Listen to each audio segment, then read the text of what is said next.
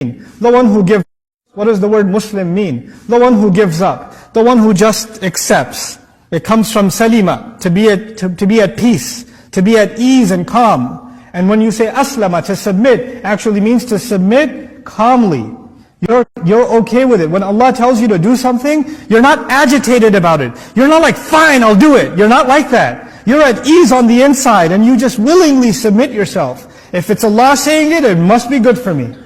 No matter what my mind says, no matter what my family says, no matter what my friends say, no matter what society says, when Allah told me this is better for me, I am at ease. If you can do that, if you can get to that point, then you are the legacy of Ibrahim alayhi salam. Calling yourself and myself Muslim is easy.